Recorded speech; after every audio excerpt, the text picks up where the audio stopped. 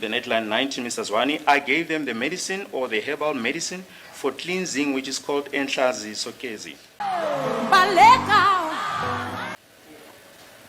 Mr. Baloyi, Enhlazi Sokezi.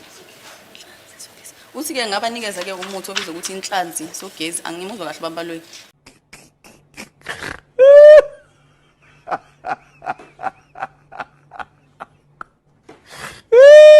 Uthi Mr. Baloyi, is it inhlanzi yogezi? Enhlazi Sokezi. Wow. Wow. Okay? I say wow. Wow. Just wow. Inhlanzi sogezi.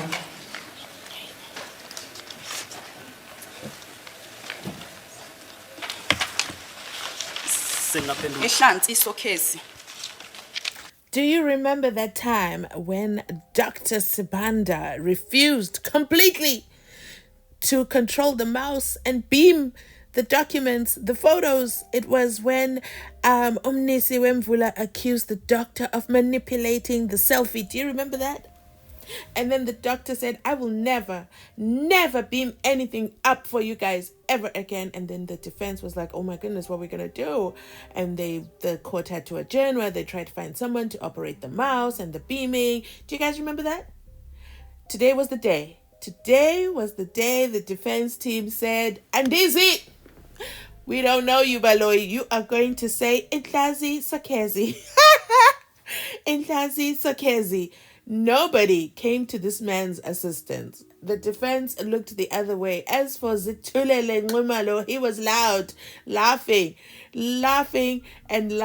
but he said, nope, I'm not helping anybody. No, not at all, especially if it's Team State. Let him keep saying, Enhlazi Sokezi.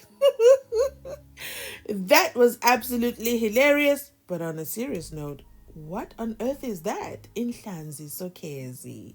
There we go, Baloyi. Come on now. UK, I think we also need to ask Paul O'Sullivan to say that one for us. Because Paul O'Sullivan says Becky Chele. And I'm like, who is Becky Chele? Becky Chele. But you know what? I digress. Let's continue listening on as he tries to tell us about Ubaba Zwani. Is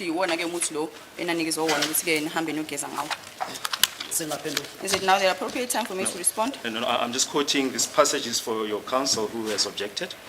Uthi bekufunda lokho ke umnumzane Baloyi njengoba ke ubaba umnisi uthe unenkinga ke mayelana naloko okushilo manje ke bekafuna ukucacisa lelo phuzu ukuthi lo bufakazi babalwe akukhuluma ngabo ukuthatha kuphi ingakho ke angenalela ukuthi kwenzakaleni mhla ka4 kuSeptember kunyaka 2023. Then on page 27 on the 4th of September 2023, Mr. Zwani testified about the police who came to his house. Nomzanzana ukhazile namhla ngo4 kuSeptember ukuthi ke kuye kwaba khona amaphoyisa ayafika lapha hlala khona.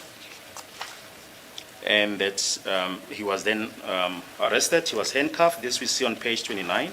Uthi ke waboshwa wafaka ozankosi konke lokho kuvela ke ku page number 29.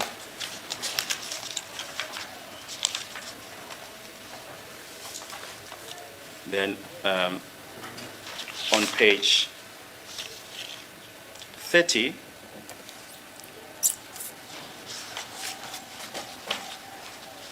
he testified. In fact, on page 29, he says he was taken to a police station while handcuffed.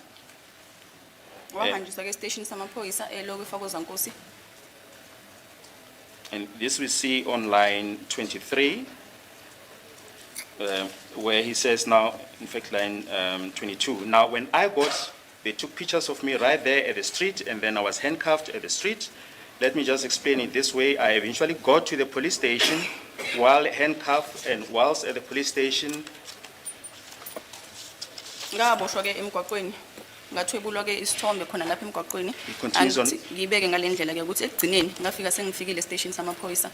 continues on page 30. Whilst at the police station there, I said the Sibia young man who was coming from, the proximity could be from here perhaps to the door there, and I was asked, he was handcuffed and feet as well.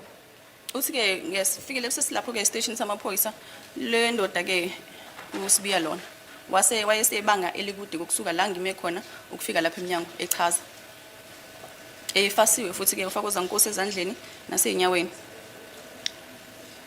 I asked him, young man, what happened? Uthi ngambuza ngathi ke ndoda yangakithi kwenzakaleni. That, inquiring from the Sibiya young man. Uthi ngangibuza yena ke uSibiya lo. Then line 9, still on page 30, Mrs. Wani. This is the very person that I had a very close interaction with, that we were facing each other at a very closer proximity, and the others were just adjacent to where he was, just like these ones that are seated behind me here, but one is the very person that we had a face-to-face interaction with. I could then tell that this is the Sibiya young man. Uthi ke yena lo Sibiya lo yena lo engeke kakhuluma naye ngo mathipha futhi sibhekene ebusweni futhi sisondelene kakhulu futhi uyena ke lo mlisa lo engangikhuluma naye. Laba abanye ke abasemva kwami nabo kodwa ke umuntu engakhuluma naye noma ke ngaba nengxoxo ejulile uyena. Now, line 17, Mr. Zwani. Now, I do not recall which police officer spoke to me, and right there at the police station, there were many police officers, and he said to me, "Do you know this person? Do you recognize this person?" I then replied, I say, "Yes, I know this person. He is the same person that came to me. This is Sibiya." Uyachaza ke ufakazi lapho estatementini sakhe noma ke makakhuluma la nge4 zaka September ukuthi makafika lapha ke estation samaphoyisa uthi neze angasakhumbuli ukuthi ke iphoyisa leli akhuluma nalo liubani kodwa ke wayemaningi ke amaphoyisa khona lapha estation samaphoyisa uthi iphoyisa lelo lambuza ke ukuthi uyayazi lini le ndoda na uthi ngathi yebo ngiyayazi le ndoda iyo le ndoda ke eyeza kimi ngakhuluma nayo. And the other portion that we refer to this, we find the evidence during the proceedings of 20 November 2023, page 31, the evidence of Sergeant Mohola at line 8. And that, ladies and gentlemen, is how Baloyi buried himself in his papers. After that embarrassing moment, he just never looked up. Did you notice? He continued and continued and continued and said, "I'm just here to prove a point to Mzansi Unfiltered, who's out here objecting."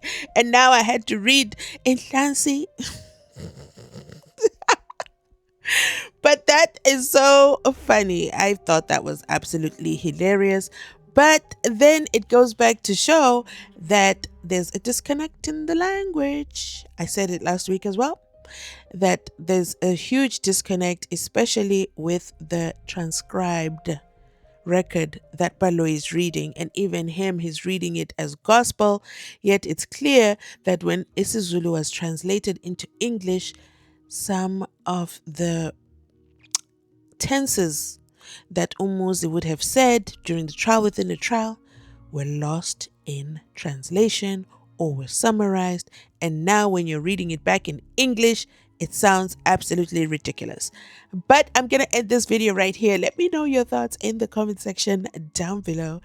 And I'll catch you on the next one. Bye.